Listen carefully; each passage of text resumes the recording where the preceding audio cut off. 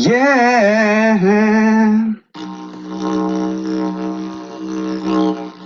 I'm a fact finder and I'll remind you, believe when I say I researched this all day, but we are two-sided pod.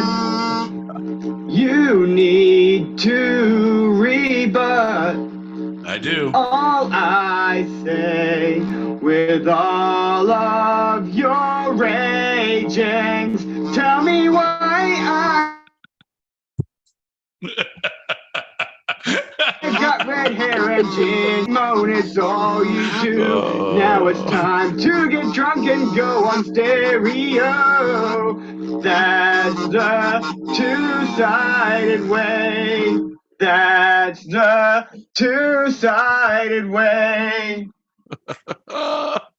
Oh, John, that is fantastic.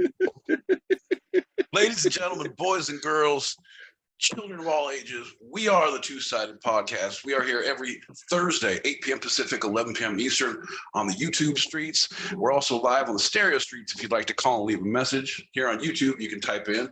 So we try to keep up and have that interaction. But we're also here on Tuesdays on the stereo streets where you can come on open chat. You can send us topics you'd like us to talk about. We can chop it up there. Send us emails at twosidedpod@gmail.com. That's TWO sidedpod@gmail.com. Ain't that right, John? That's right, buddy. Yeah, and our handle is @twosidedpod. You can find us on the Instagrams, spots, all the good stuff. Patreon, OnlyFans, fans only, farmers only farmers, fans for farmers, fans of farmers, fans for farmers. We're just everywhere. Just type it in. You'll find us. Fans will be fans. Yeah, there's a lot of them. Farmers will be farmers. I had a nickel. Hey, got that message. All right, buddy. You won't believe it. Earlier, someone literally about like what just finished like about 15 minutes ago. Someone did a watch along of Pulp Fiction. And I love Pulp Fiction. It's actually my favorite Quentin Tarantino movie. Come at me. And it's one of those ones where you're watching it. Well, I say watching it, I was listening to it because how I see it from back to front and I haven't got Amazon Prime. But my point is, anyway, so you're listening to a lot.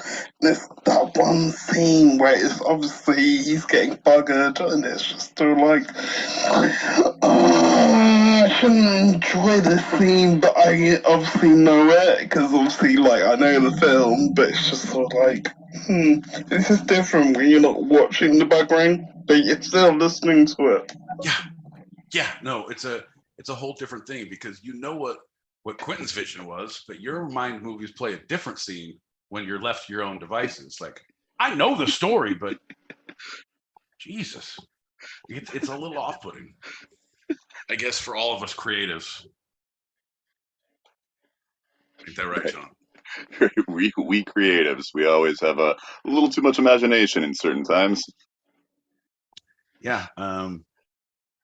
Just like I don't know if you watched the latest Rick and Morty season, but he was saying, hey, creativity is the closest thing to insanity, and there's quite a bit of overlap, and some of the most creative people ended up killing themselves. So there's this whole thing of just the most creative thing you could possibly do is not create at all.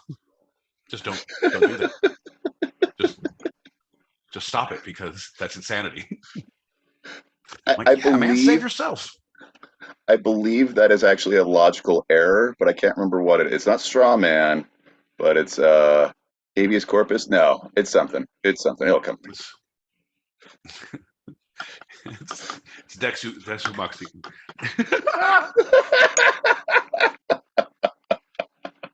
We are learned men, ladies and gentlemen. We are learned men. Ex Machina. I believe that's right. The old straw man theory. Pig in a poke, John. Town's a pig, people are a poke. Pig in a poke. Tell you what. It's like shooting fish in a barrel. Town's a barrel, people are fish.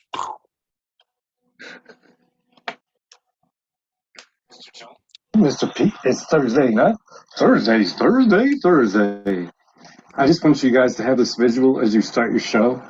I got my shower bag in my hand, and I'm on my way to the clubhouse to take a shower. So while you're talking and doing your bits, I'm going to be washing mine. So.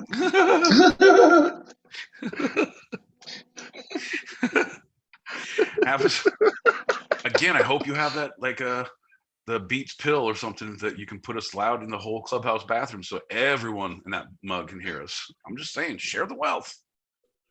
Listening parties on Thursdays in the shower. Tuesdays in my front yard drinking. I recommend opening the shower door. You may not have to, but I still recommend it.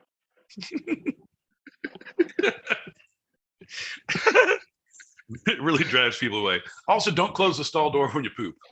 That's a big one. Make a lot of eye contact. Like dogs. Look at me. Yeah. Look at me.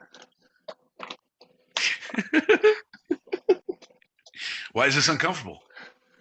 Don't look away, Dad. Oh. You want to start the show? I think we got a lot to talk about. Yeah. All right, pal. Let's grab that, grab a shot, and get going. All right, grab a shot. Oh yeah, I forgot we drink here, folks. We drink here on Thursdays. 8 p.m. Pacific, 11 p.m. Eastern, with the Two-Sided Pod. If you want to drink along, you grab your two-sided go bag. It'll have all of your accoutrements, everything you might need. Mini bottles. It'll have your large bottles. It'll have your medium bottles. All those bottles. It'll have loose marijuana weeds, some left-hand cigarettes, as the jazz musicians call them. Probably a couple leftover smokes from when we all used to smoke when we were doing the go bags. We don't anymore, folks, but we might. So there's a couple in there. I mean, if you're on the run, right? Handgun, 14 feet of baling wire, the latest episode magazine, People. Gotta have some reading. But then we'll do shots. It's crossing into the TMI realm, but I mean, technically, yeah, everybody's gonna hear it because we don't have doors; we have curtains. And yeah, you could take some clothespins down there and pin yourself off, but Foxy just say, yeah, she'll do the same on the other side. Nice. Now it's in stereo, so people come in. What great acoustics! Remember, John, when you said you wanted to play in a stadium someday? I'm the luckiest man in the world.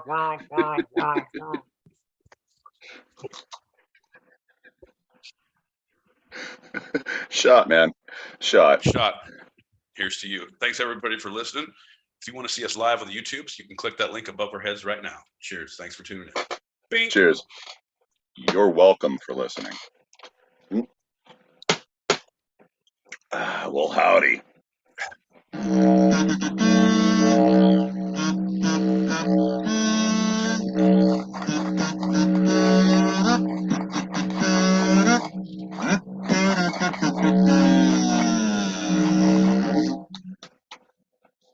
I'm John L. Peacock out in Brooklyn, New York.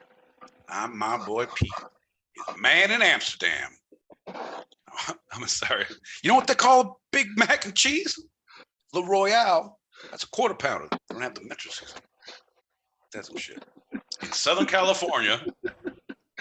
And you're listening to Two-Sided, a live recorded podcast where each week I challenge Pete with a bit of the two sides of life, the serious and the fun. Yeah, John, the you and the me, the one who does research and the one who doesn't, the no and the yes, the I have to stay in and study while I get out to play, the ebb and the flow, the push and the pull, the yin and the yang, the Fred and the Barney. John, ain't that right, John? I feel like we're Mortimer and Andy. No, I don't know. I gotta look these ones up. I trail off now. I start thinking to myself, it's a lot of different things.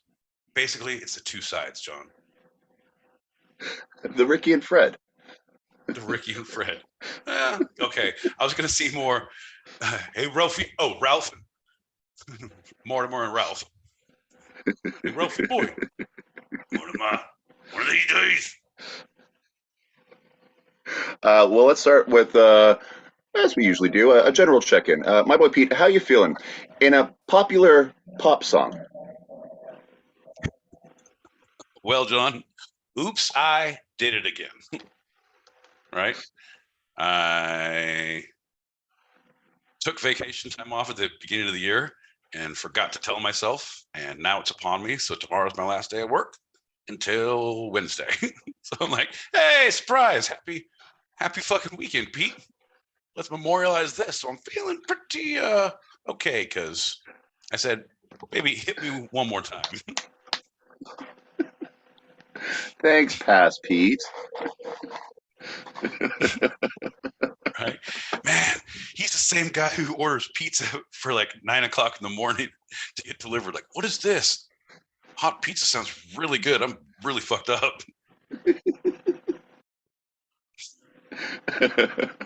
Well, let's grab these messages and get going. All right, buddy, sounds good.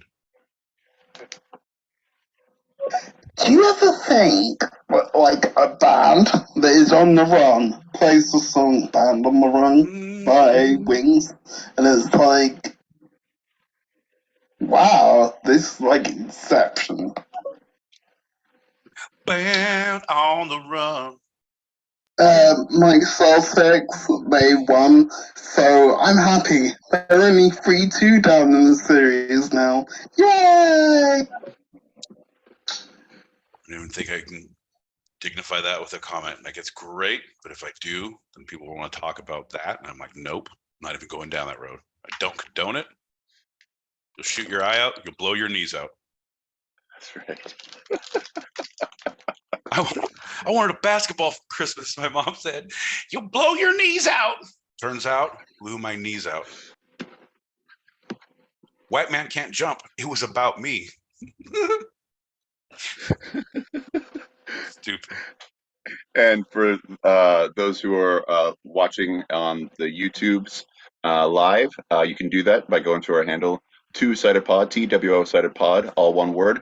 And we got someone chiming in. We got Spondy, PNJ, PNJ, PNJ. Lots of exclamation marks, and we appreciate you for it.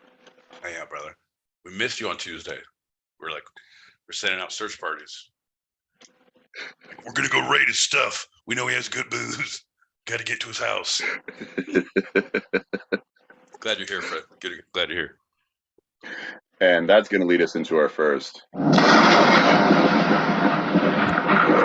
round. Lightning round! It's time to get down! Come on! Woo! What's up, John? How you doing? I'm great, lightning round. How you doing? Man, I'm doing good. My boy Pete has a few days off coming up, and that means I get to go outside more often. It's going to be a great 4 days, man. Now, do you mean outside of the house or outside of the closet?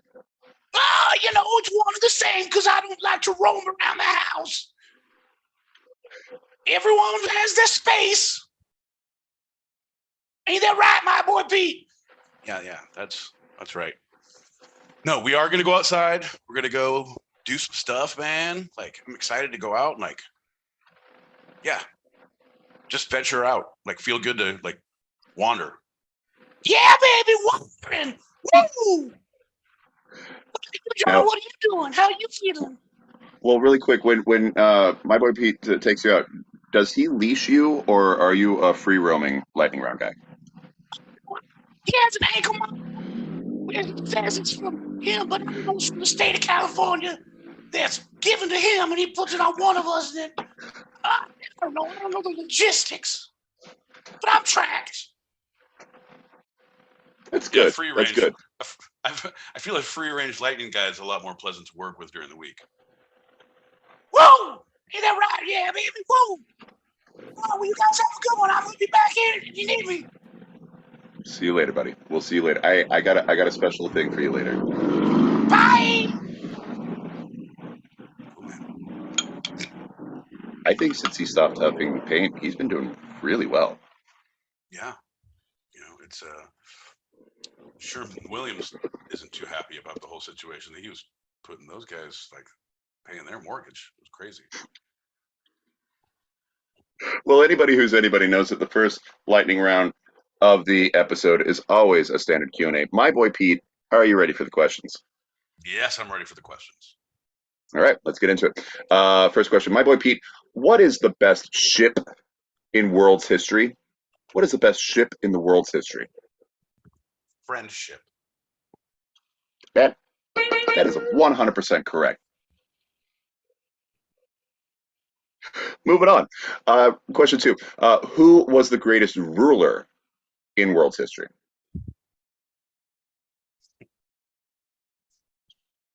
Greatest ruler.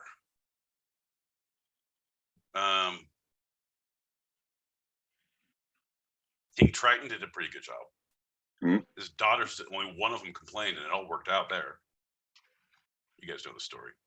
Depending on which version of the story you read. Right? Hey, doesn't matter. Same thing. 6 of one, half dozen of the other. Fake news, propaganda, bullshit. That's what King Triton was saying. I can't believe they're fucking crucifying me. These goddamn aquatic papers. It's been going on for a long time, John. Rulers the times over they've had to face this. When Hannibal was crossing the Alps with elephants, what did Disney do with that, right? Made a Dumbo. Man, that's right. Take everything, they take the teeth away. 6 of one, half dozen of the other. Bad propaganda, bad press. That's what the rulers had to deal with. I'd say Hannibal was pretty good. If you say, but not a great ruler. Like, he was a good conqueror, a good ruler. I liked Boston Rob in season, I think 26 in Survivor. He was pretty much the ruler of the tribe, and he was very good. Just no, I don't know, man. Ruler. That's a tough one through the history of time. I'm gonna say Mayor McCheese. Final answer.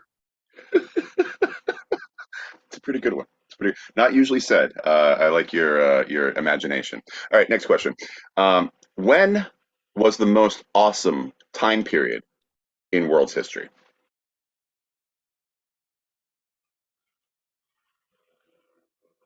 Oh, see, you have these romantic ideas about, like, you were not like romanticized, like, oh, it would be great to have medieval, because like horses and be knights and all shit. Like, you smell like ass. Everything's shitty. Everything's awful. Even if you're like rich royalty, it just reeks. You can have anyone you want. Do you want that?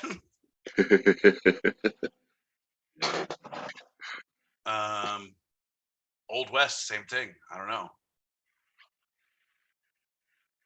I would say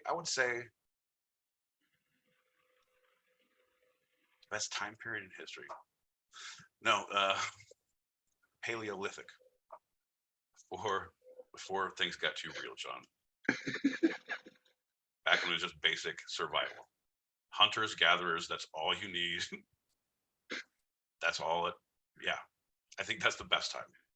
Once we learned more, we complicated everything. Uh-huh. All of a sudden we have fucking shoes that have little air pumps on them. Like, what the fuck is happening? It's when the world turned to shit, John.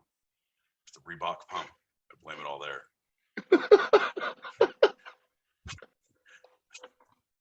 1991 was a horrible, horrible turning point in the history of the world. Yeah. Alien All right, final question. What was your favorite segment from this show's history? What has been your favorite segment from this show's history? Segment?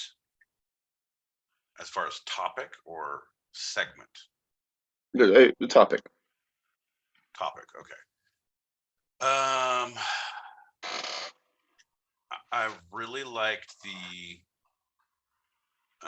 spooky connections with the Einstein one. Mm-hmm. That was a good one. I liked the fuck. It wasn't this year. Yeah, Spooky Action at a Distance is really old. Yeah, you guys should go back and listen to our classic stuff. We've kind of lost our way. We're going to go to this retreat this summer. Really kind of center our cheese, harness our inner Buddha. Get back to the basics, you know? Stop being so meta. No, I would say my favorite one would be, I think Einstein. All right. Well, he's my hero, so I'll give you that one. Shoot. I'm saying I've had him up, watching my back, or staring directly into my eyes every time. Right. Look at me. All right. We got some messages, and we're going to jump into our first segment or topic, as we like to say. Perfect. I actually knew you were going to say that friendship is the best friendship. Oh my god. You could have said, I don't know, the SS Titanic. Yeah, I said it. I should have, you know what? You're right. You're right. Quickly enough. I should have stayed on the Britney timeline, said conservatorship. Ooh, if I did a whole Britney joke segment, an entire show, just all my shit was Britney. Oh, it's Britney, bitch. John, don't hate me just because I'm toxic. Okay, all jokes aside, I feel like the best ship in history is probably one. I don't know if you heard about it in America, but over here, they put it to the public vote, oh yeah, we're gonna name a ship. What are you gonna call it? And you won't believe it. Everyone started voting. Boaty McBoatface. Boaty McBoatface. The name Boaty McBoatface won. And obviously the people doing the poll didn't want it to be called Boaty McBoatface. Right. So they changed it to SS, Queen Elizabeth or something. Yeah, that's what I said. That's fucking boring. We were in a Boaty McBoatface. Yeah, it's like SS Queen Elizabeth. Yeah, that's what I said. Boaty McBoatface. Yeah, with the crown and all that shit. Yeah. Beautiful plumage. I feel the best time in world history is probably, I'm going to just say it, Pompeii, because when Vesuvius went up, those people dead, but they died in a really romantic, nice way. And it's like, if you're going to die, that's where I want to die. In a massive volcano eruption. Yeah. See, I'm down with that. As long as it's a massive one that does the whole thing, so your remains are discovered thousands of years later. But you're in inappropriate situations, somehow his pantaloons were down around his ankles and he was just crouched over. Was he not fully evolved? Oh no, what was he doing? This one had an iron belt around his neck. This one was on looks to be some sort of a throne or toilet. Look, it is a toilet. He ate a lot of fish. Pompeii times, John. You say 1991 was real bad time. It was 10. I was 5 years old. What the fuck? I know, man. Just saying, that's when the Reebok pump came out, I think. 90. Anytime you started fucking blowing up shoes, that's when class wars started again. Uh-huh. We had it all tamped down before then. Well, speaking of class wars and royalty, tonight we're going to talk about the King's George. Say that one more time. The We are going to talk. King's George. Like the brothers Karamazov, the King's George. Yes. A murder of crows. Yes. Let us discuss the Georges. Jorge's for my friends south of the border. The Georgies. The gorgeous Georges. That would be a great for the Doodah parade. They have a parade down here in Pasadena that it's the anti-rose parade. So it's like weird ass costumes and like juggling Hare Krishnas and like weird shit and like. But if you want as the gorgeous Georges and everyone's gorgeous George and a whole troop of you, oh yeah, beautiful. All right, let's talk about these kings. All right. So the King Georges of England. George I was the first monarch of the Hanoverian dynasty, grandson of the Winter Queen, which was Princess Elizabeth, daughter of King James VI and King James I, the same guy. He was sixth of Scotland, and then he succeeded Queen Elizabeth and became King James I of England. Okay. So, what year was this? 16. When he got it, 16. Oh, where is it? Somewhere in the 1600s. Let's just say that. All right. 1680 is what I believe. Oh, thank God! I thought I had lost my pen. There's no way I could have kept up. Hey, let's not think about dates so much. I know you don't like me throwing a lot of dates at you. I'm actually not going to be doing that too much. We're just going to talk about these guys. These guys. Okay. Okay, the Georges. Yeah. So he inherited the British throne on the death of his second cousin, Queen Anne. Okay.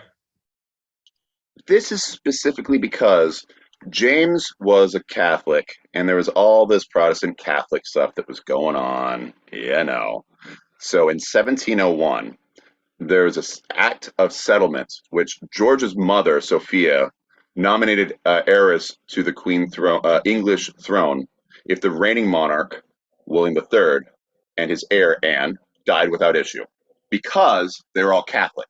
And so this act said it had to be the closest Protestant relative. Okay, but did you say died without issue? Yeah. If they died with issue, like they lost their head. Yeah. And then that's a no-no. But yeah. If they died without issue. Yeah. Okay, fair enough. And they were Protestants, so good on them. Right. So George's mother was the closest Protestant relative, although there were at least 50 Catholic relatives whose claim were stronger. So she did, hey, this is all good for Protestants. By the way, I'm skipping over 50 people for this. That's awesome. Yeah, I'm a Protestant too. I do that. So that act was passed. Sophia died, and shortly thereafter, Anne died in quick succession, and George became king in August 1714.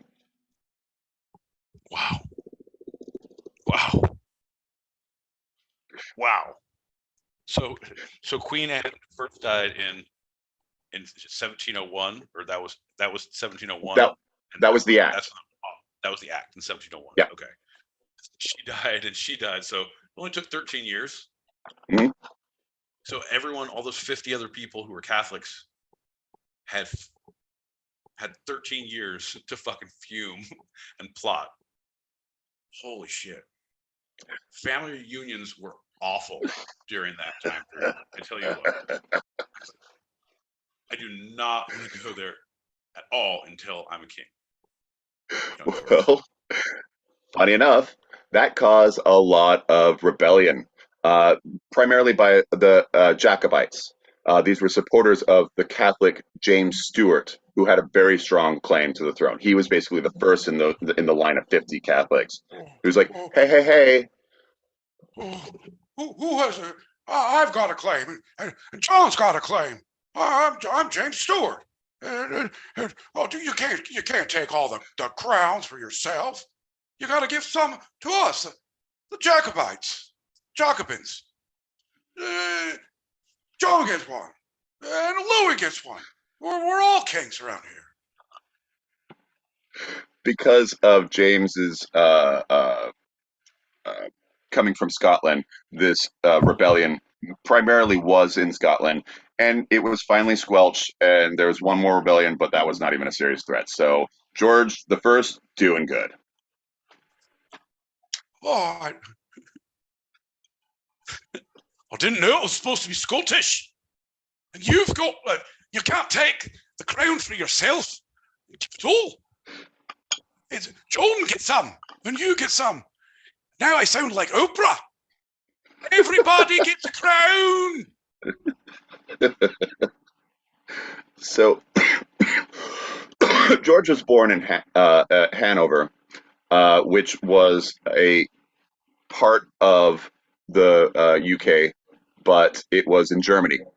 And because of that, he first spoke German and had a hard time learning English when he became the British king. They think that I will learn the language. He also spent a lot of time back there. Very hard for them. Yes, the Scottish will be very upset when they see what I've done with them.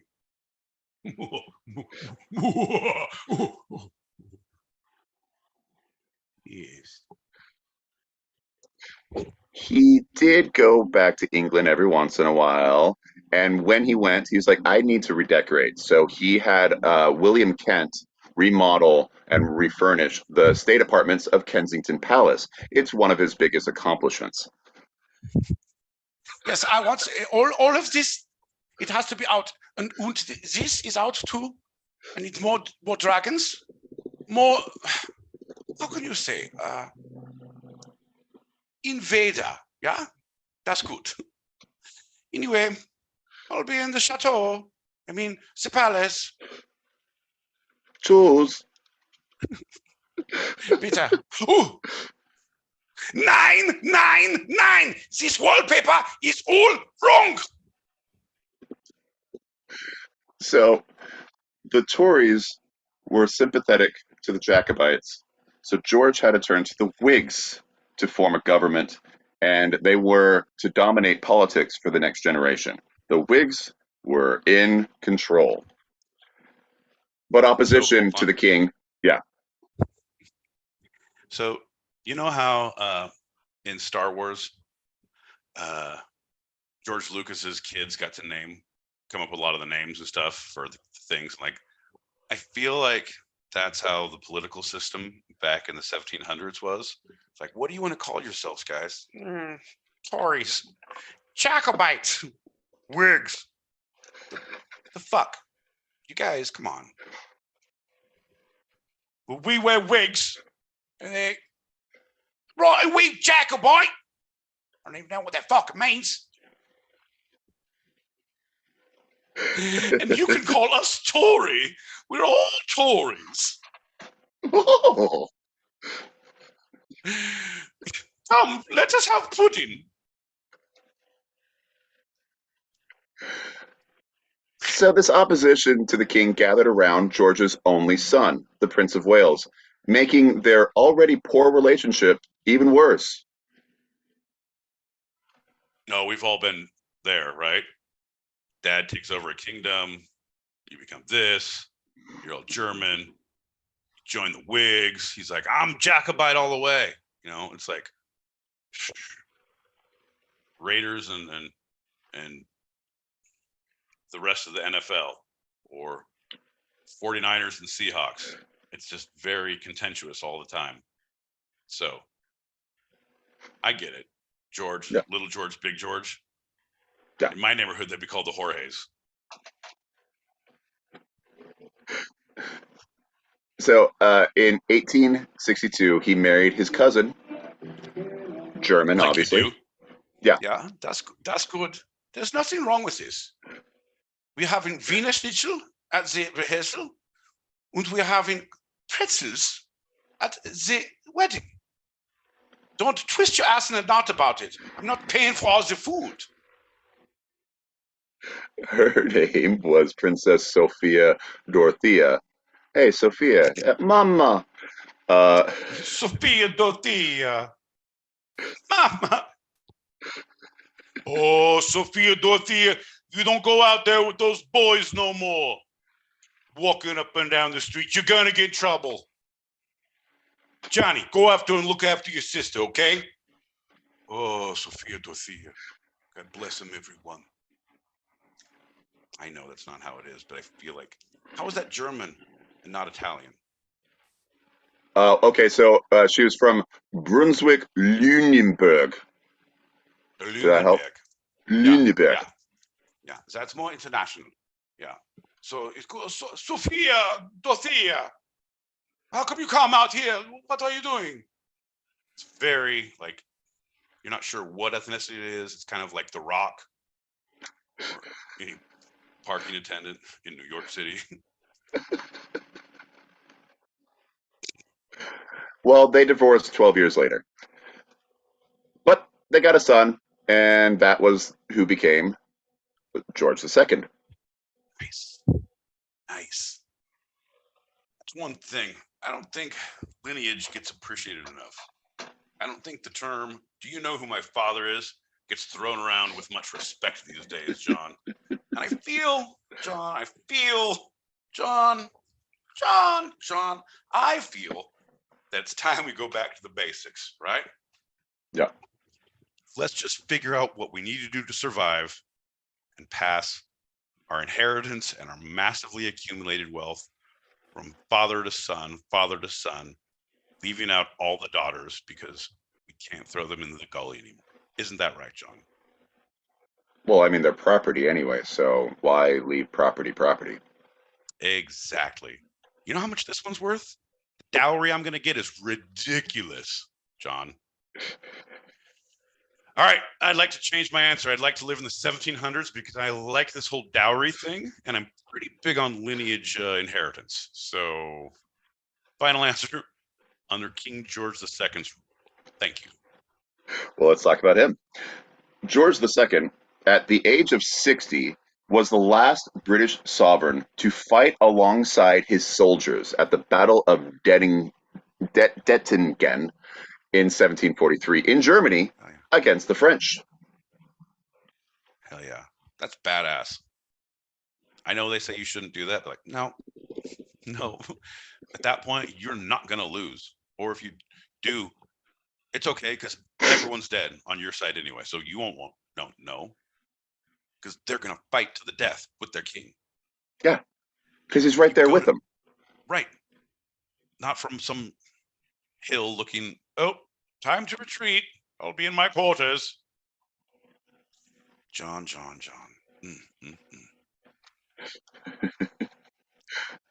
So I don't think I wrote this one down, but he also was born in Germany and originally spoke German. And so, again, the next king of England, English was his second language. So, like his father, with that, he also had limited political options because of the strength of the Jacobite cause, which many of the Tories supported. So he had to join the Merkins. So they had the Jacobites, the Whigs, the Merkins. If you get a Jacobite in your Whig or your Merkin, you'll be itching for weeks. That's what I've heard. That's why we're brought to you by Jacobite Away. Keep your Merkin nice and clean. Don't let the Tories see you slipping. James Stewart was still sticking around. They call him the Old Pretender. Why do you think they call him the Old Pretender? Because he continues to pretend that he's the king. Yeah. I'm a king, and you're a king. Well, I'm Scottish. I forgot. You're a king, but mainly I'm the king. Oh, I am the king, not the king. I'll be in my chambers.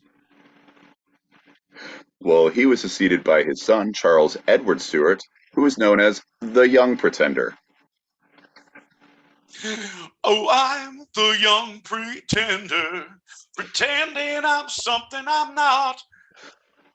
But I'm the king for series. I am the king. I just want to say a pox on the phony king of England.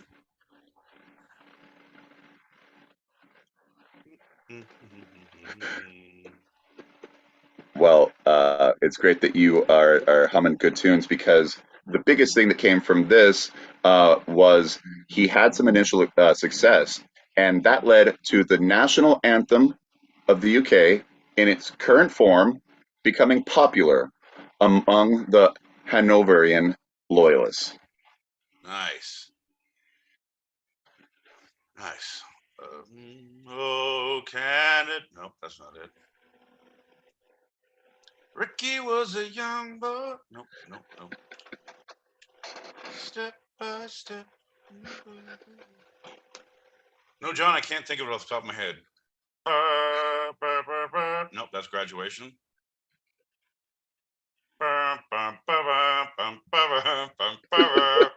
Colonialism will get you every time. Don't get stop if you want to give to us. We will take all your stuff and put it in museums. Something like that. I know there's so many British people screaming at us right now, because all I remember is that we turned it into a drinking song. And so I was trying to think of, it's like, God save the Queen. No, nope, that's Canada. Oh, man. Yeah, Nope, right. I got nothing. Yeah. And I'm like, You take all I one can think down, of you is pass it. Nope. Henry the Eighth, M.I.M. No. The window, the second story window. Nope, that's not it either. Let's move on. So Charles was defeated in the battle. Cultural gaps. Bridging cultural gaps. What we do is we make friendship bonds across international lines. Okay. Ain't that right, John? Yeah.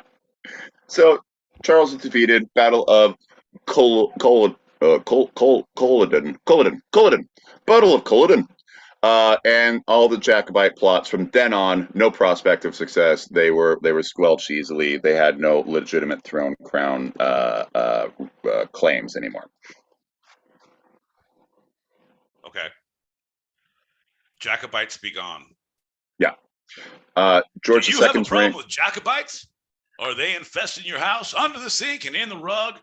Well, worry no more, my friend. With one small battle win, you too can be free of Jacobites. Jacobite be gone. Get yours today.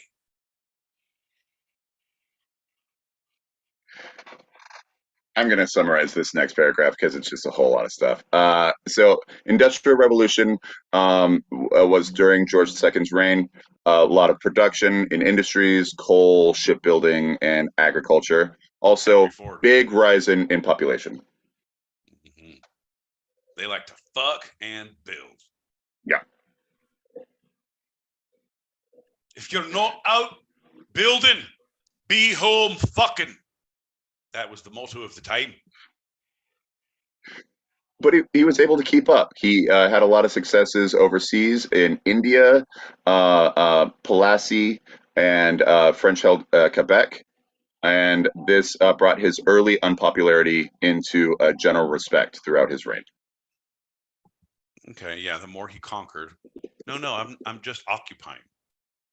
Right. It's fine. He was there for a while too. I'm here to help you. Don't you want your help? Don't you want my help? So he was there long enough that the king's eldest son, Frederick, died in 1751. So George's grandson, because Frederick was old enough to have a kid before he died, George III, therefore inherited the throne on George's death of 1760. So now we got George III. Nice. Bring me a bottle. Wow, that kid's voice is very royal.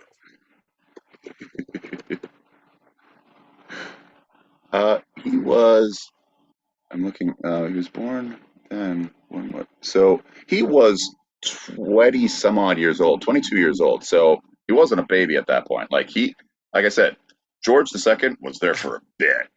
That's what I said. Bring me a bottle. I know, John. Works either way, baby. Yeah, sure. This was the first George. Very royal. Yeah, baby. He was the first George. Baby's voice sounds very royal. For 21 and parties like he does, he sounds very royal. Also, I can't believe we talk like this in the king's palace. That's crazy. Well, I'm going back to the cellars for more grog.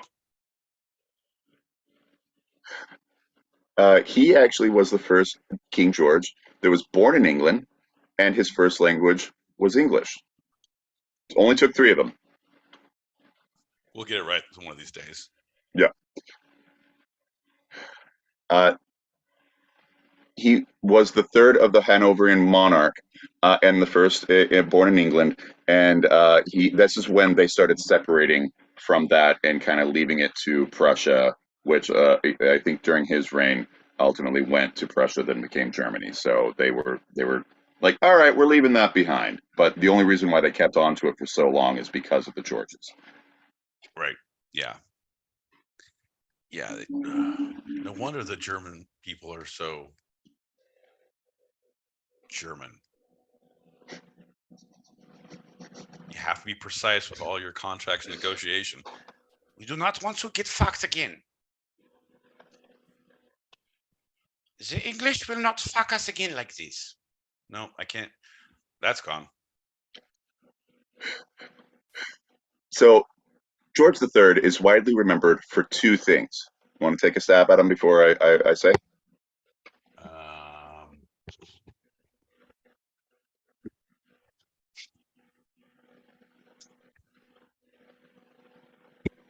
Yeah, I do, John. I do. I really do. He's known for 2 things. One, his amazing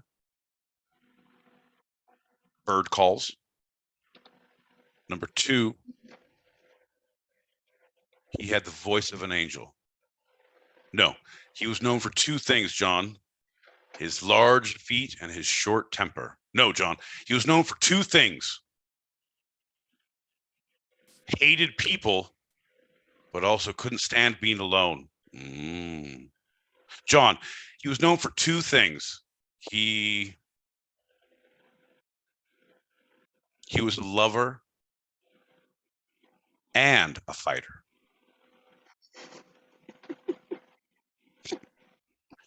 I give up. What was he known for? He was known for losing the American colonies and going mad. Yeah, lover and a fighter. John, I think I got it right. So this is not quite the whole truth, but it's the generalization that we've given him. His direct responsibility for the loss of the colonies is not that big. He actually opposed their bid for independence to the end, but he did not develop the policies such as the Stamp Act and the townshed duties on tea or paper or other products, which led to that war and which had the support of Parliament. Right. So yeah, he was an innocent bystanding king at that point. Right. Yeah. Who was just going just a touch insane. But his strong defense of what he saw as the national interest and the prospect of long war with revolutionary France made him, if anything, actually more popular than before losing the colonies. We didn't want those fuckers anyway. They hate all the bread. All the bread. They ate all the bread. And then he went mad. He was known to froth at the mouth because he was talking so much without stopping he would repeat himself. It was called incessant loquacity. Loquacity. Loquacity. Loquacity. Loquacity. Certainly. He suffered convulsions. Wise guy, eh? Yeah. We call this Three Stooges. One froths at the mouth from utter loquacity. He sometimes stammers about, runs on the floor in circles, and also never hit his hand.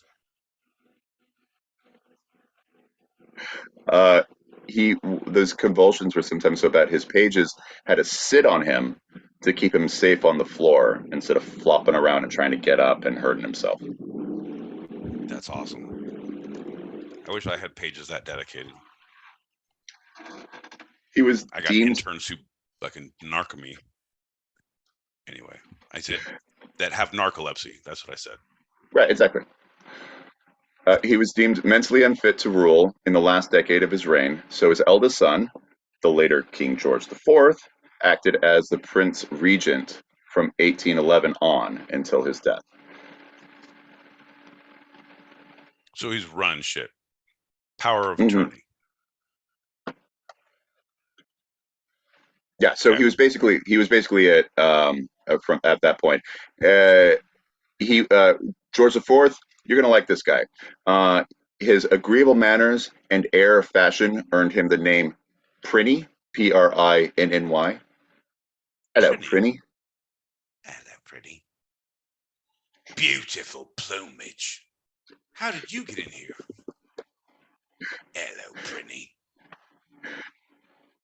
His lifestyle was pretty extravagant and costly. He ran up many debts because of his pleasure. It was called his Pleasure Dome at Brighton. He constructed a pleasure dome at Brighton. Yeah, John. Number one, if I was able to get to Brighton, I would have to have the money to have a pleasure dome. It's like you're gonna go to dinner, but you don't have money to tip. Come on, you get to Brighton, you're gonna have a pleasure dome, bro. Right? Yeah. And I'll have you know, anyone who's out there listening, anyone's like, I can't afford pleasure domes. Anything can be a pleasure dome if you put your mind to it. It's like building a fort as a kid. All you need is a blanket, 2 chairs, some ball gags. I don't know. Let your mind wander. You'll figure it out. Anyway, what did Prinny do in the pleasure dome, John? Well, this was during King, when he was king. But before that, while he was still Prince Regent, but not quite king, so he was running things. He was already the ruler, right? He oversaw the final defeat of Napoleon at Waterloo. It was like, Prinny fucks. This guy fucks. He defeated Napoleon. He has a pleasure dome. This dude fucks. I'm gladly going to vote for him to be my king. Right, you can't vote for kings. All right, fair enough. I guess I won't. He still fucks. George IV and his father, George III, did not see eye to eye. There was a politician, Charles Fox, which later did some things, but he didn't know that at the time. He actually donned the colors of buff and blue, which was Charles Fox's colors, until Charles Fox tried to blow up Parliament, and that was a whole thing. But he also, his love life was entirely without discretion. He had so many affairs over the years, and he just loved it. He wouldn't do it if he hated it, John. He is special. Sorry, I was just gonna say. Pleasure dome. Fucks. Yeah. Fucks. Yeah. Maria Fitzherbert was his main love. Couldn't walk for a week. There was a Maria Fitzherbert who sat down in a big pile of sherbet. She thought, but it turned out to be not. It was King George's big sherbet. I don't know. She was a commoner, a Roman Catholic, and twice widowed. So he pronounced marriage, a promise of marriage. and then he was forced under duress to take it back. Man, because the whole thing is like all those three things you said, my favorite things. Commoner, Protestant, Roman Catholic. Yeah. Roman Catholic, and twice widowed. Whew, whew. That's a black widow coming at my door. I'm like, that's strangely aggressive. I need to take you to the pleasure dome. So they told him, don't do it. He took back his vow of marriage, but then in a fit of passion, which he might have stabbed himself during that, he took her to be secretly married in 1785, but it didn't have any legal basis and was consequently considered invalid. Hey, you poor Roman Catholic black widow. You want to make me the happiest king ever and marry this crazy old loon's son? Let's go to Vegas, baby. Viva King George! Ha! Viva, viva King George! Yeah! They stayed together pretty openly for the rest of their lives. But he did marry legally. It was a bargain to marry his cousin, Caroline of Brunswick, in exchange that his debts would be cleared because he was deeply in debt with all that money he was spending. That's awesome. Like, babe, I love you, but I gotta pay these bills. Like, I'm with you, right, girl? Hey, girl, look at me. Gina, look at me. You know I'm with you, right? But I gotta do what I gotta do. Fucking Amex is calling me. Fucking the King's Guard credit union is all up my shit. I gotta sell this ass. In their first meeting, he called for Brandy, and she said, "Is this going to be your behavior always thus?" She also declared that he was not as handsome as she had expected, so George was extremely drunk at their wedding. Awesome. And then we're talking about my face, lady. Come here. It's beautiful. King George V, second son of King Edward VII and Queen Alexandra, we skipped a little bit. He was born in 1865. No, you're good. You're good. Yeah. So George, his older brother was died, Prince Albert Victor, unfortunately. So George was created Duke of York that same year, and Prince of Wales in 1901, and then Edward VII died, and he became the king in 1910. So now we're in the 20th century. One of the worst centuries ever, because that is when we had pump-up shoes invented. The imperial crown of India is now at the Tower of London, was made for when he and the Queen traveled to Delhi to attend a vast outdoor gathering known as the Delhi Durbar, because they owned Delhi or India at that time, quote unquote. It was one of their colonies then. Well, we're just hanging out. It's better for you, Delhi. The biggest thing that happened with King George V's reign was the outbreak of the First World War. Okay, that's not good on anyone king's resume. Like, how are you going to be a king in any other organization? Oh, you were in a world war? We're going to have to call your references. Yeah. He worked tirelessly at Westminster Abbey during the war, and directly after, in 1920, George V unveiled the cenotaph in Whitehall, and then the gun carriage, which brought the unknown warrior's coffin to the abbey for its burial. This solidified that memorial of the unknown soldiers. What were their names again? King George V. No, those soldiers you were talking about. I knew at one point, but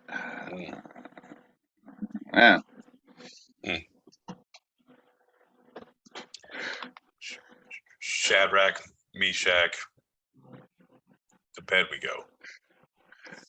In 1932, George V inaugurated the monarch's annual Christmas broadcast to the peoples of Empire and Commonwealth. We know this well from a couple people after him.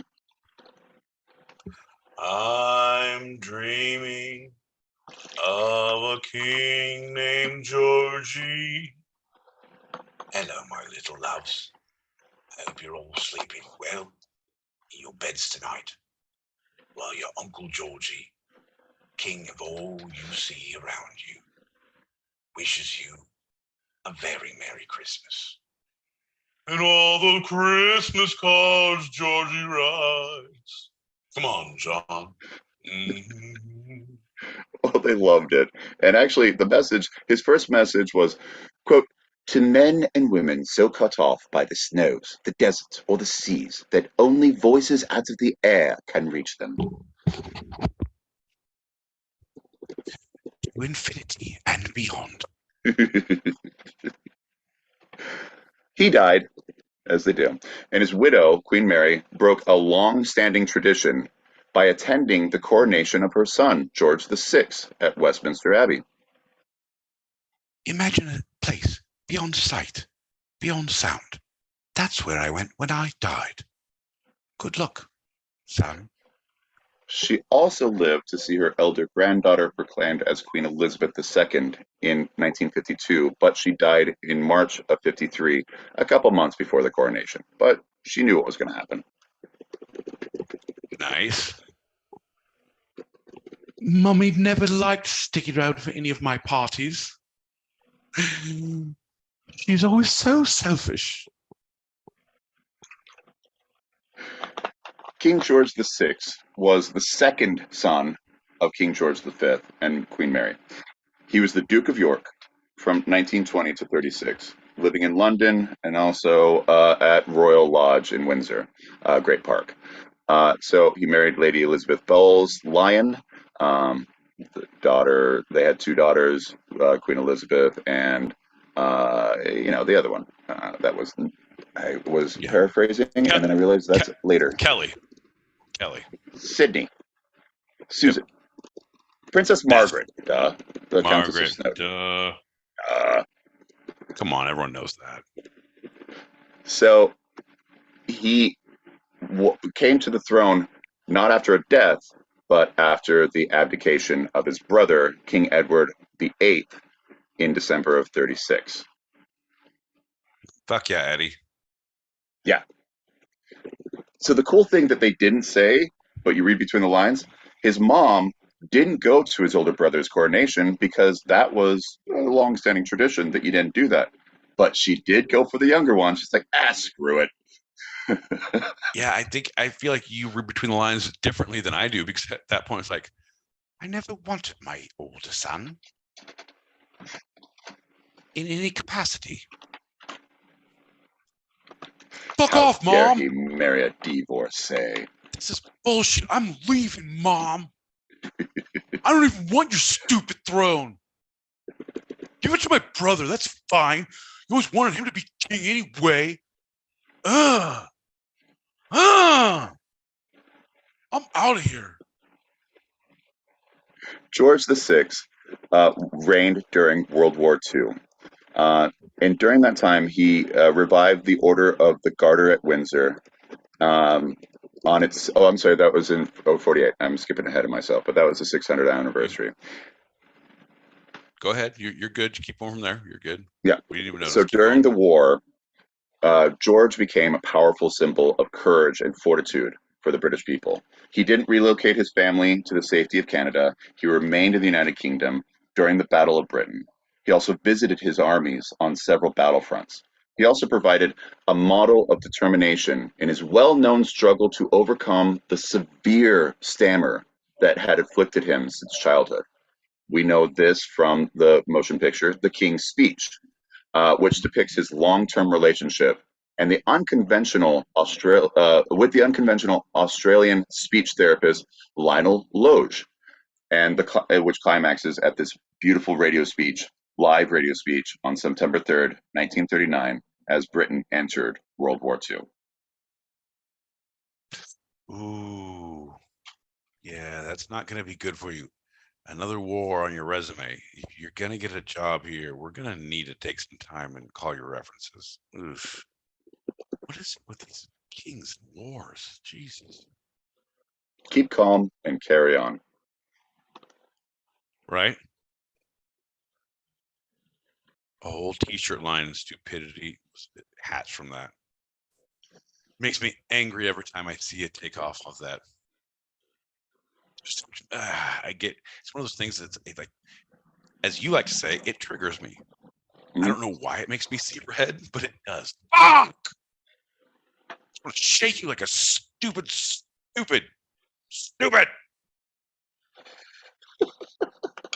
And that's the King's George, from 1 to 6, from the early 1700s to the mid 1900s. Oh shit, folks! You got George rolled. Never gonna George you up.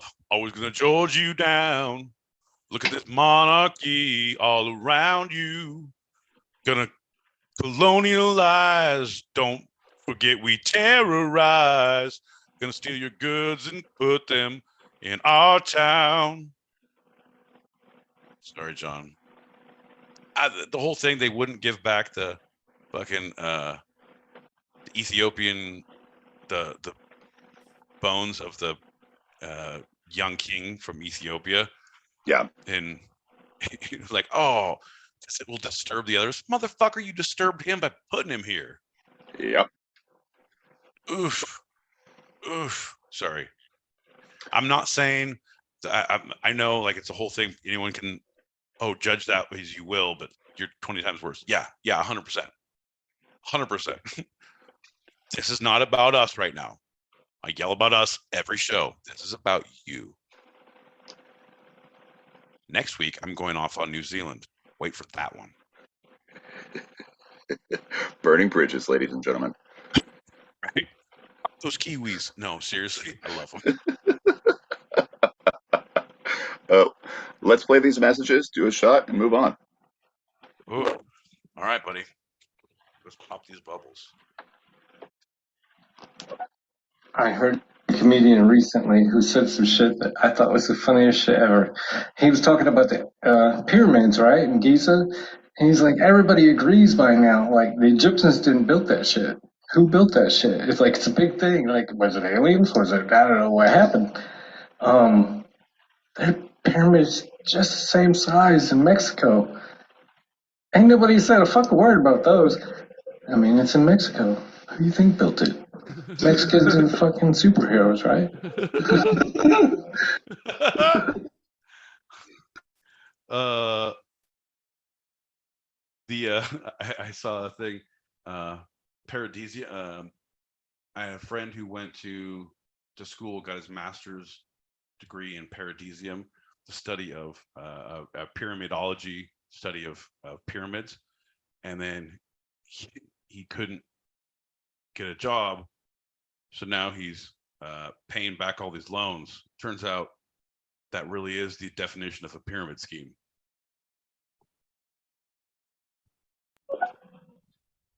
Pretenders be out here faking the funk and shit, you know what I'm saying? You can't be my king and be faking the funk. Right. Right. Faking the funk too. Never mind. Oh shit. Look at him. Look at him. I see him. Fuck that guy. Hello, everybody. I hope you're having a good day. I'm sorry, I'm just getting here. I got a phone call from Iowa, and how's the fam? Way better than I expected. Good. So, yay! Good. Good to see y'all. great to see you. Yeah, I'm not trying to put your shit on blast, but I'm glad it went better. I was like, yeah, I remember the trip to Iowa. Not that I keep track of your schedules or nothing, but I'm glad it went good. Right. And, I had a phone call like that myself last week, and it didn't go as well as I had hoped. Yeah, but it, that's good. It's all about, you got to keep in connections. That's one thing that Peacock told me. You got to keep those lines of communication at least open. Keep those tin cans and those strings tight, so someone can pick up that string if they need to, even if it's weird in betweens. Like, it's always good to have that connection with you. Right. Well, speaking of connections, let's have ourselves a shot, my friend. John, I've been waiting for about an hour and a half and through as many Georges as I could handle for this shot. Never gonna let you up. Come on, John, run around and do a shot or two. Come on, buddy. You know the words. Bink, bink, bink. Cheers, buddy.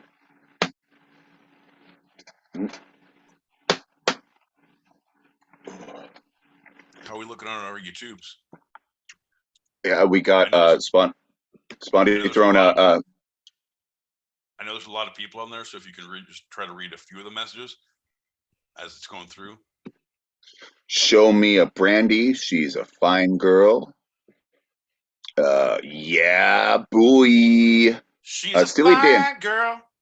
What a fine girl she could be. My love, my lady. That's Brandy. I don't do water very often, so it's all about Brandy. Not to see.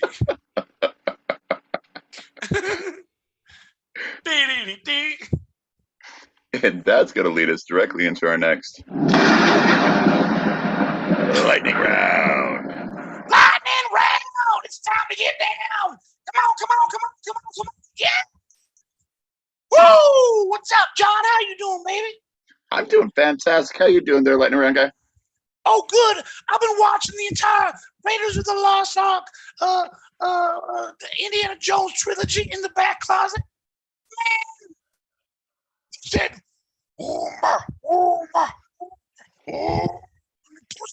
it's crazy as shit.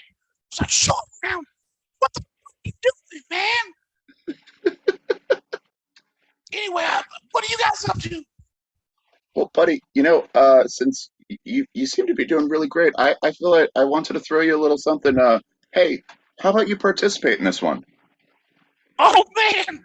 I don't know. Well, my boy Peter's giving me a side eye. He don't like me to steal his thunder or nothing, but shut the fuck up. They can't see if they're not on YouTube.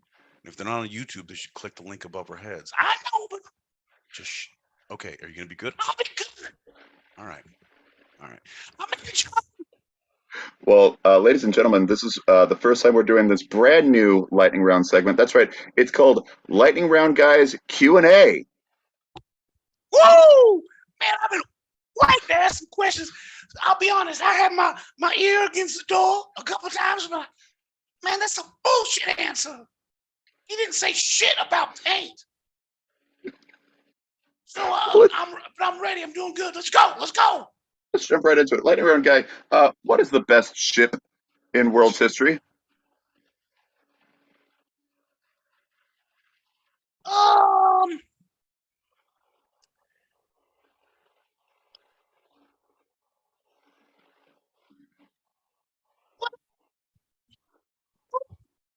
What are you talking on? Spaceship. This is Major Tom to ground control. I'm stepping in the line. Come on, John. The looks very small to me. Yeah, you got it. I'm going to go with the Challenger. Okay, let's move on. Lightning Round Guy, who was the greatest ruler in the world's history? Oh, man. Did you know about any of the King's George? I know you did because I was listening. I do. I would say Prinny. King Prinny. That dude fucks. Pleasure though, baby. You like George IV, did you? One of my faves. Mine too. Lightning round guy. When was the most awesome time period in world's history? Oh man, I'm glad you asked, John. 1978. I went to a Rolling Stones concert, had the first peyote of my life, woke up in Delaware. Concert was in Tibet. What the fuck happened for a week and a half? Woo! It's pretty awesome. That is 78, pretty awesome. baby. All right, final question, lightning round guy. What has been your favorite segment from this show's history? I like the one when you talked about the golden ticket and that little boy, his grandpa won. And they said, you get the show. And then, we don't want your fucking show, man. And then you guys came back the week after. That was awesome. Oh, nope, that was a paint dream.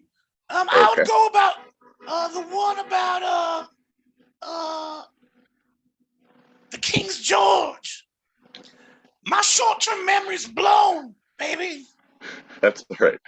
My boy Pete cannot remember any of the previous segments either, so you're right in line. That's bullshit. Now he's calling you out, my boy Pete. You shut the fuck up. All right. Sorry. It was a bad idea, John.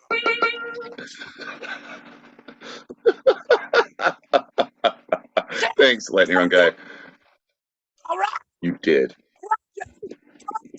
Be back next week. Answer all the questions. You want me to read something?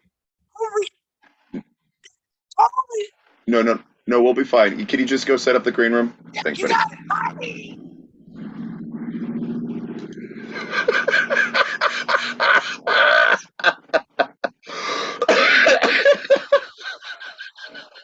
That was this on a lot of levels. Fuck was that? Fuck was this? Like,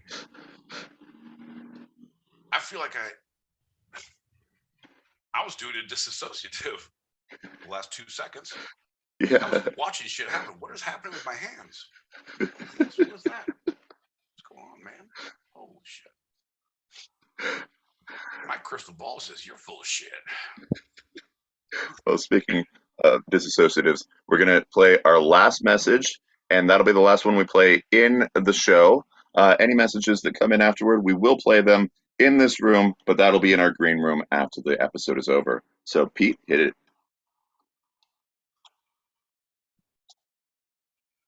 I don't know about you guys, but I feel like the greatest ruler of all time was one I had in years. I think it was I got it in my third year. I think I got it in year 3, and it was 4, 5, and I lost it in year 6. So yeah, I had to get a new ruler. But that was the best ruler I ever had. True story. I was trying to think about something about a yardstick and the metric system. I was gonna bring it back to the Royale with cheese. I just couldn't piece them all together. But you give them an inch, they swim all over you. They swim all over you. Like 2 fathoms. Fathoms below, John. Or a cubit. A cubit? Yeah. You know, like Noah built his ark. No. Yeah. 48 cubits by 42 cubits by 92 cubits. Cubit.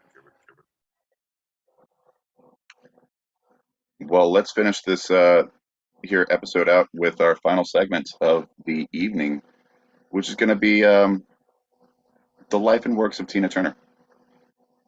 Okay. Speaking of Tina Turner, I'm glad I didn't. Well, it would have been better if I had, because I was during the Pleasure Dome. I was gonna was it like did you have Tina Turner there and chainsaws and people with bungee cords and Master Blaster? Was that kind of Pleasure Dome? Oh, sorry, Thunderdome. I get those mixed up. I think George IV also got those mixed up. Right. What's our safe word? Master Blaster. So Tina Turner was born Anna Mae Bullock on November 26th of 1939. in Nutbush. Sorry, Nutbush. Well, that's a weird word. Town name, Not even. Not really, John. If you've seen any 60s and 70s porn, classic vintage, Nutbush is something you see a lot of. Nutbush, Tennessee. Her parents, Floyd and Zelma Bullock, were poor sharecroppers. Floyd was an American, and Zelma was Swiss. Wait, I didn't expect that. They were poor sharecroppers. Floyd was an American, and Zelma was Swiss. A Swiss immigrant. A Swiss immigrant.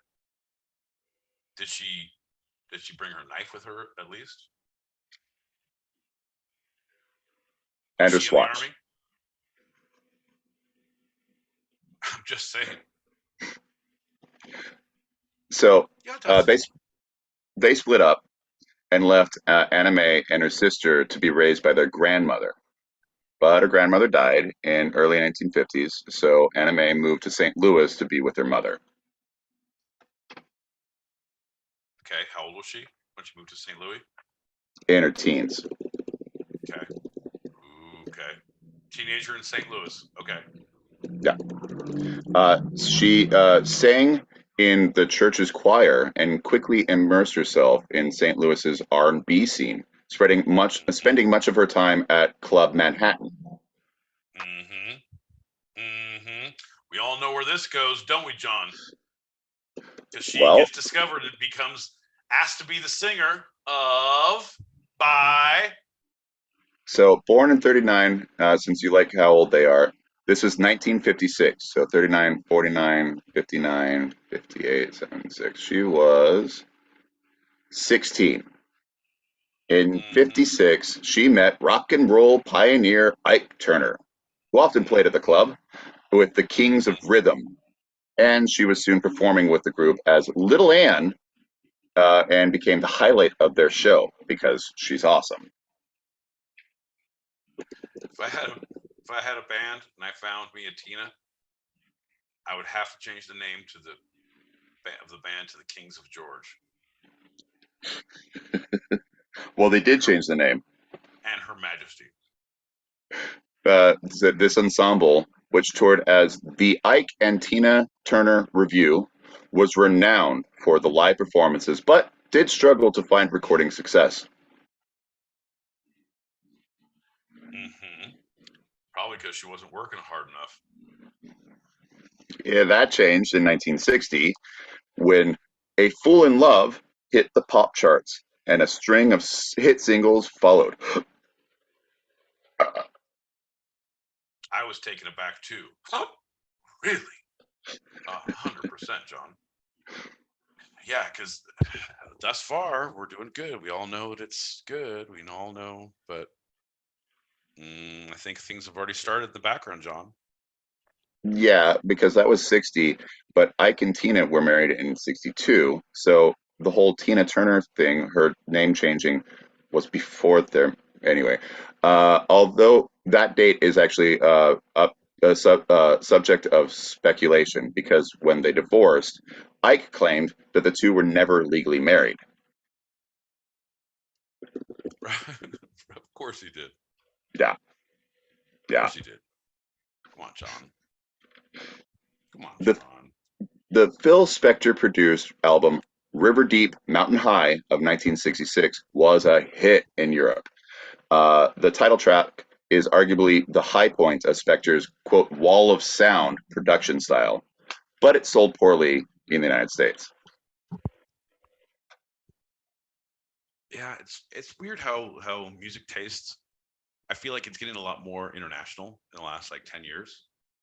But it was very regional because we couldn't get a lot of like the B-sides, the special B-sides from Europe. You'd have to go to like a special, like a off-site music place, or Tower Records would have them, but in a special section, and you'd have to like talk to a guy and go back there, and they'd be like, we could probably order it. And it was like, it felt too weird, kitschy, or you'd have to know like a weird, a record store, and like they had all the B-sides, and like once they started carrying CDs and stuff like that.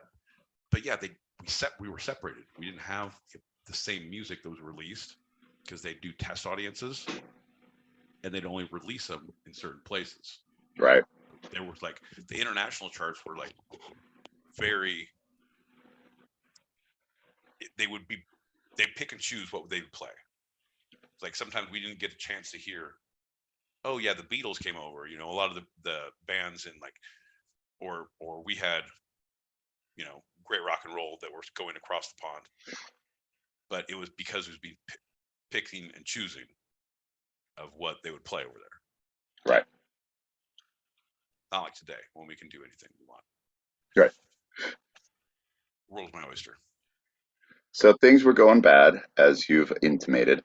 And the final hits as a couple were the cover version of Hit Me Again, I Can This Time Put Some Steak on It. Oh, if we're just talking about the hits. the cover of Creedence Clearwater Revival's Proud Mary in 71, and also Nutbush City Limits of 73. Yeah, great songs. Horrible. Oof. Background, right. And we didn't know it at the Kind of, time. yeah. Right. No, we didn't, but at the same time, like you respect so much more the showmanship that like this is what I do. This is the show I put on. Like everything can be falling apart as soon as you get off stage, up until 2 minutes before you go on stage. Literally 2 seconds before you go on stage, but boom, show's on. You have to respect that, and like how good, how amazing you were as a character. Like I am now on point. I am in character. Yeah. Nothing's gonna. I'm Teflon.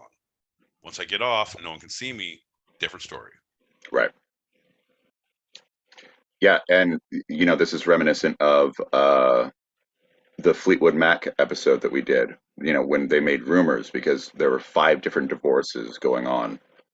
You know, 2 of the couples were breaking up, and Mac himself was divorcing his wife, and still they came together when they said record and made this amazing music. But they weren't going through what she was going through. They weren't going through that toxic, abusive nightmare during all of this, and she still put it on and rocked it. Became the queen of rock and roll.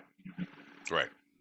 I hope one day, John, they'll say that about you, that you were just such a professional in this toxic working relationship. Like he just put his best foot forward when he knew he was going to be burned with cigarettes afterwards.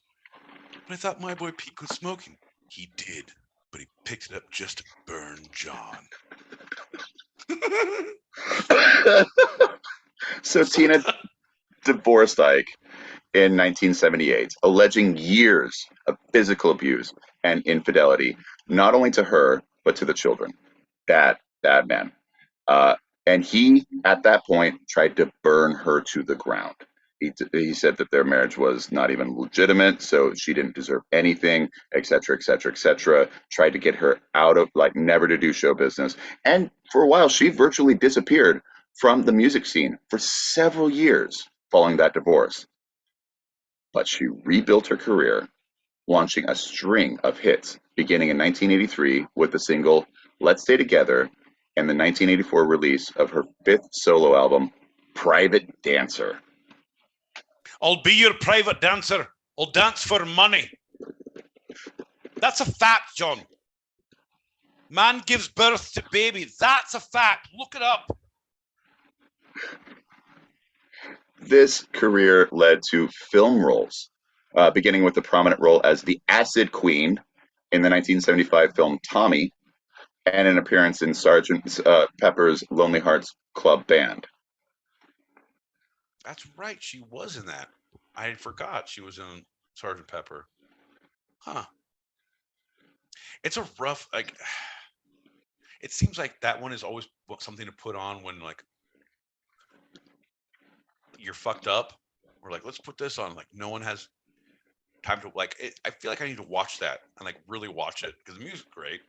but to watch the movie and see how they did the production, like, all right, don't do it late at night. You're like, you know, it'd be cool. Here, man, let's put on The Wall. Let's put on Sergeant Pepper. Yeah. Like, no, man, sometimes you just got to put it on. Yeah. You mentioned this one. She starred opposite Mel Gibson as Auntie Entity in Mad Max Beyond Thunderdome. One of the best movies. I would put that in my top 10 movies. It's great story, great cinematography on a very low budget. Granted, it was bigger because than Mad Max when they did it just like a single shot, single camera bullshit. But the Thunderdome, the idea of it, the idea of here's Gastown or whatever they called it, and the Thunderdome, yes, please. And Master Blaster, of course. Why wouldn't you need a little person in a giant person's backpack? Yeah. I weep every day that one of us is not smaller or bigger, so you could be a Master Blaster for Halloween.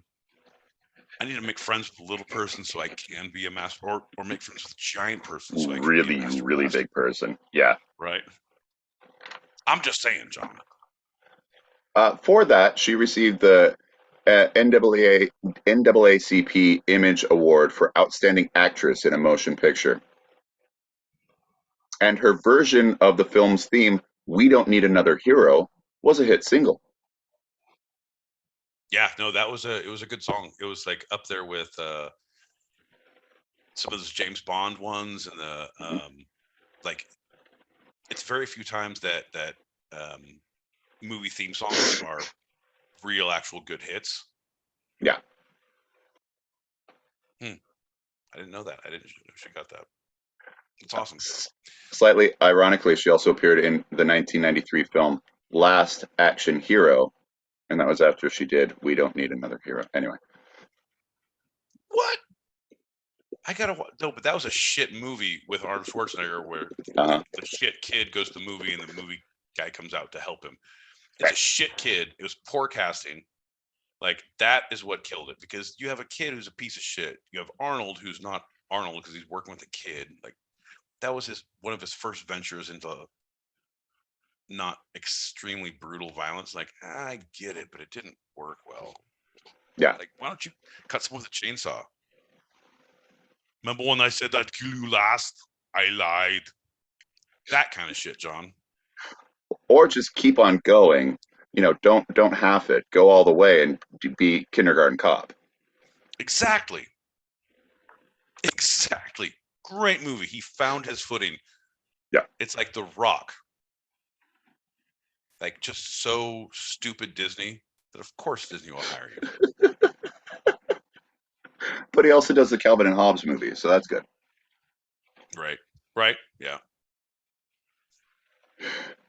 So after this this lull post divorce and starting to get some films, Tina Turner managed one of the greatest comebacks in recording history.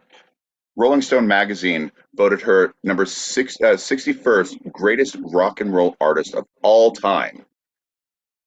And in '91, she was inducted into the St. Louis Walk of Fame, Walk of Fame, as well as the Rock and Roll Hall of Fame. Okay, Tina. All right. Didn't know she had the St. Louis Walk of Fame. I didn't know there was that up there. It's her St. Louis roots, right? Because for a lot of her childhood after her grandma died, she was there with her mom. She received the Lifetime Achievement Prize at the Music of Black Origin MOBO, the MOBO Awards in '99. Awesome. Okay. Another award. Yep. Rolling Stone called her one of the greatest singers of all time.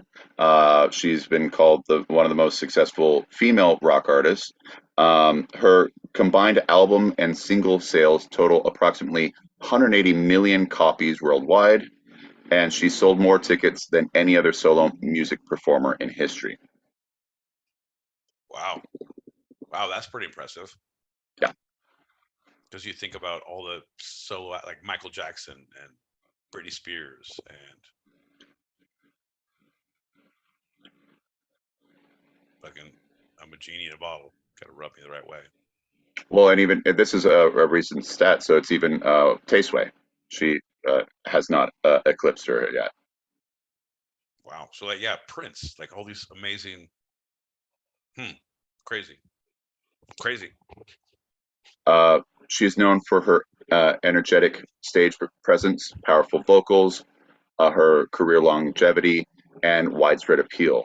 And in 2008, she left semi-retirement to embark on her 50th anniversary tour. That just makes me tired. Like, God damn, dude. Doing things for more than a few years, like, Jesus, can't we burn this to the ground yet, or what? Is this the part where we change our names, burn our fingertips off, and move on? No, not yet. We do a 50th tour. Jesus. Okay, all right, I'm in. I know the Stones did a 50th tour either in 2010 or 11, so they were behind her, and they might have gotten the idea from her. Oh, well, she can do a 50th. We can do a 50th. Right. Could she chicken walk? I don't think so. She could do much more than that. Come on. Way more, dude. Way more. Like, ridiculous. There were some great pictures I saw today. There was one of her, because in the 80s with the big hair, like the hair that would go straight out, like, I don't even know how to describe it. Her and Cher together. And they both looked like, man, you're both like barely 50 or something. It was like 1978 or I don't know. It was 1921. They were both like 74, whatever. Right. But they looked so young and looked so great. Icons. I'm not a big fan of Cher, but she's like career longevity and shit. Still like an that. icon. Amazing. Yep. Icon. She sold more tickets than Cher. That's crazy. Okay. Yep. I'm just gonna name individual actors, or songs. Justin Timberlake? What? The Tennessee Kids? You gotta be fucking kidding. Well, was it because of the Tennessee Kids? Sorry, no, go. In 2021, an HBO documentary came out around the same time of the release of her musical of her life called Tina the Musical. In that documentary, she intimates that she was done with public life. Quote, "Some people say the life that I've lived and the performances I gave, the appreciation is lasting with the people, and I should be proud of that," she said in an interview.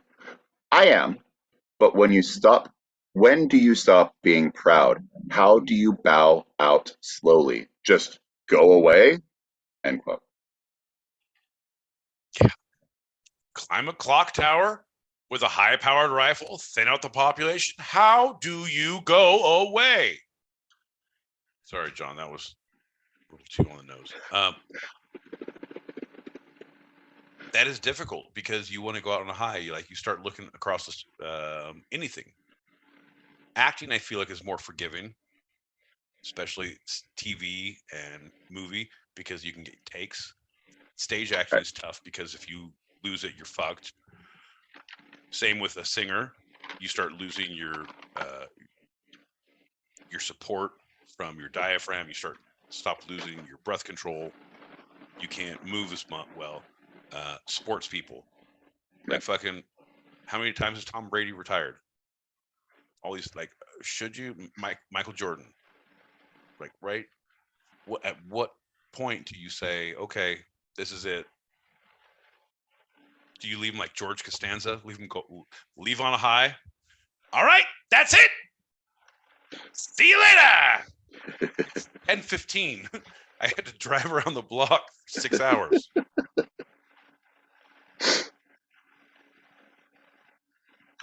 Yeah, that's the rub. Well, so you're right, because her second husband, Erwin Bach, speaks more bluntly in the film's just moments later. Quote, "She said, 'I am going to America and I'm going to say goodbye to my American fans and I'll wrap it up.' I think this documentary and the musical, this is it. It's a closure, end quote. Yeah, that's good. You know, if you can, even if you say it yourself privately, if you have some sort of a something Yeah. to hold on to, yeah, there's some pride. You know, you can't say things, okay, folks, this is it, because it's hard to say goodbye. It's hard to, you're letting people down. You feel like you're letting yourself down by letting them down, by letting, like, but. Well, especially the loyalty of her fans. I mean, obviously, Right. there's a reason why she sold so many more concert tickets. Right. Right. But in the privacy of your own home, a weekend by yourself, like, I don't want to go back out there. I just need to be done. So you're gonna make that choice, but now how do I really relate that? Like, Right. when you know a relationship's over, okay, well, it's a birthday and then Christmas and it's my birthday, so I really want to get a present. Okay, maybe in a month, but I'm done. I'm just gonna go to America.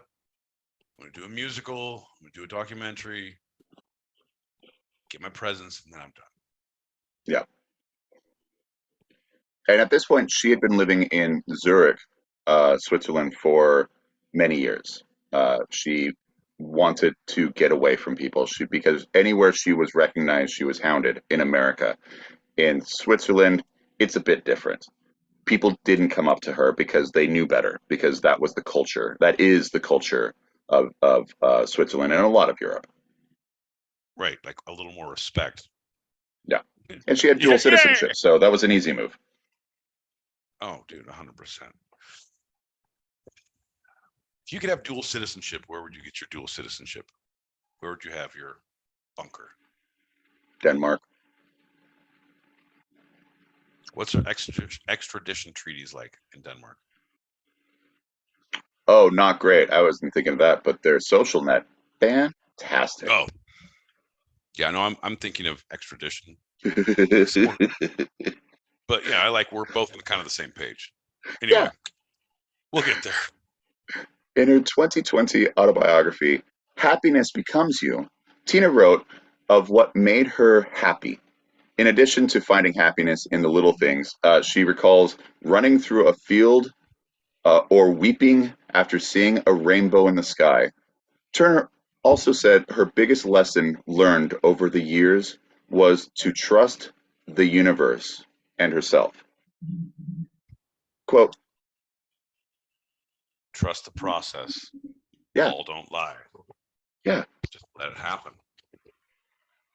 I learned to trust my intuition, she writes, which always seemed to know the way home when I was lost. End quote. Right. Yeah, if you're good, if you take care of yourself a little bit, if you're not twisting your mind and running away from a lot of things, if you're not self-medicating, yeah, definitely always trust your instincts. If you are self-medicating, trust them before you start your medication routine. And this is coming from a woman who once climbed out onto the ledge and had pictures taken of her hanging off the Eiffel Tower. Hell yeah. If you haven't seen it, Google it. Look it up right now. It's pretty awesome. This is a true powerhouse in every sense of the word. Huh. Well, I was unaware. So while you're checking that out, and other people should be, this is a MSNBC quote. What the fuck? There it is. No harness, no wires, no net. In Powerhouse. In heels. Girl, you crazy. What the fuck? Crazy like a fox. All right, here's the deal, girl. We're going to need you to not do that. You are Tina fucking Turner, and we don't need you to die in Paris. Wow. Wow, that's stunning. That's okay. That's right, because it was on her album cover. I feel like I feel like that could be like hey, you can't use that because it's illegal. Like you couldn't use a picture of you smashing a cop's windshield with a bat because it's like you can't use that for profit because you did something bad on the Eiffel Tower. Like, come on, if you base jumped, you can't use that. But I guess if you're Tina Turner, holy shit, man, I gotta close that because that's kind of scaring me now. I'm looking at it. Look how high that is. That's stupid. So from MSNBC, quote, Tina, through speaking of her personal struggles and the abuses of her first husband, helped to clear a space for personal abuse accounts to be publicized and be taken seriously. Because the Me Too social awakening did not happen spontaneously, it was made possible by women like Tina who told the world about the men who intimidated, manipulated, and menaced them.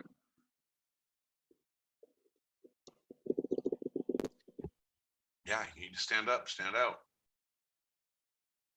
That's the thing, John. Like, you're not going to get fixed unless you address the problem. And that is something that it was so shut down for so long. Like, there was no voice, but when it was a collective voice and it could be silenced, that's where there's power. You know what I mean?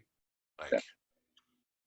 it's almost, we've had it for so many years. You know, they had women's suffrage and they had all these things going back so far. All of us are stronger than one of us, even though that one, it wasn't taken seriously.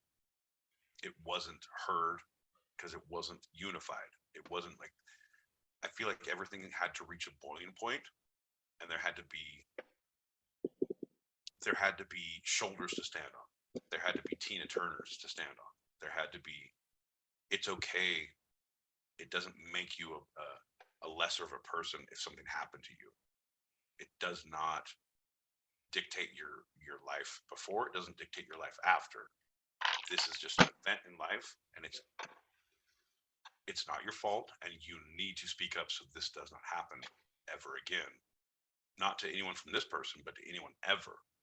Right. And I feel like once that was the normalcy and the understanding of like, and I'll be honest, John, I feel like I felt that way, but I didn't strongly feel that way. You know what I mean? It wasn't a mandate for like, yeah, everything's fine. Like if something happens, people will say something and we're all respectful, right? Like I didn't think long enough and hard enough that there was an issue Right. in this way. You know what I mean?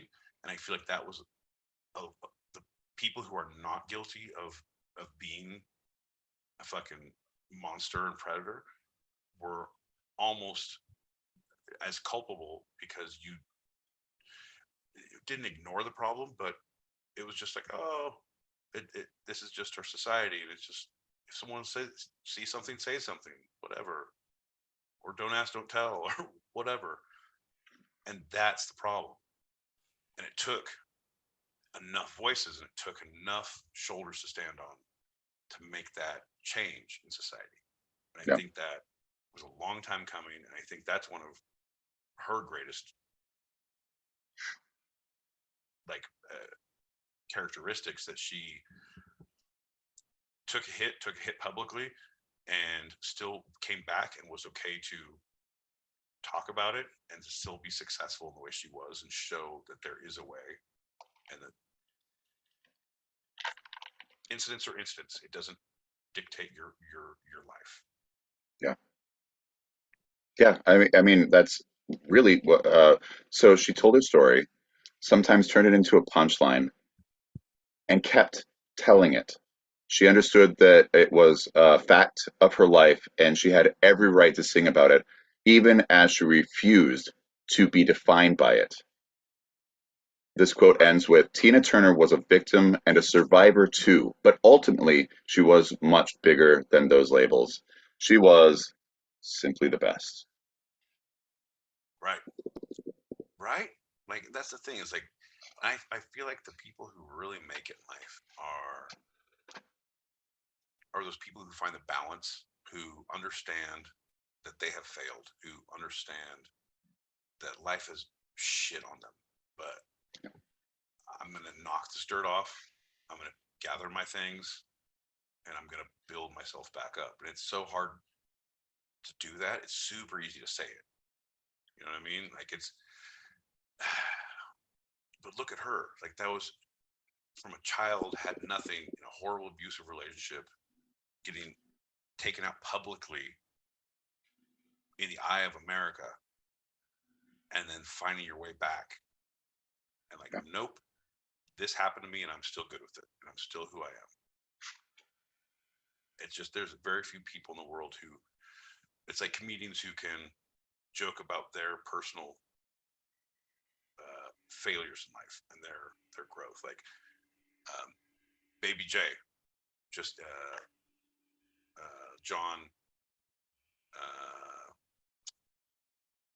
from Cocaine. What's his name? Nick Kroll and yeah, it's not John Cryer. John. Anyway, his last segment on that just came out, his stand-up, is literally an hour and a half about his intervention and rehab. And Delaney. It is. It's hard.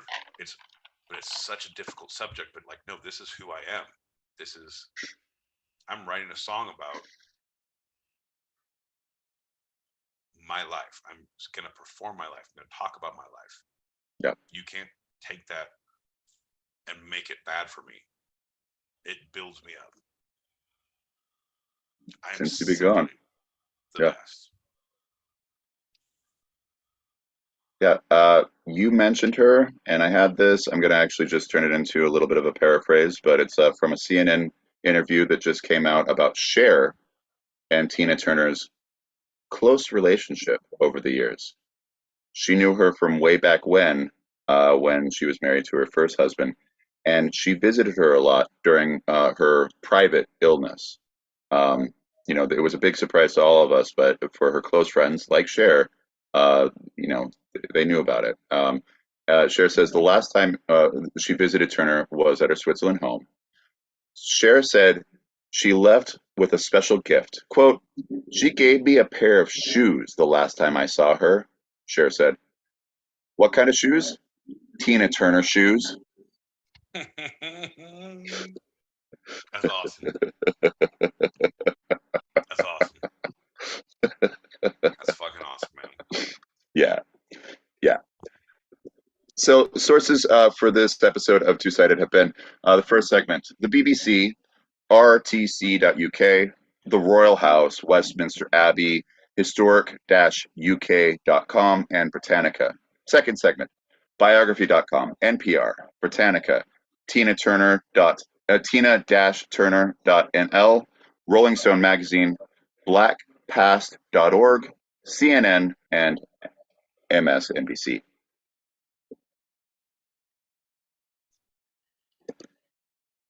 It's great, John.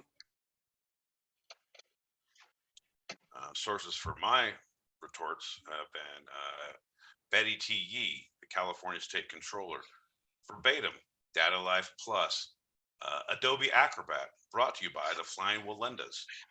All of these things you can find in your library.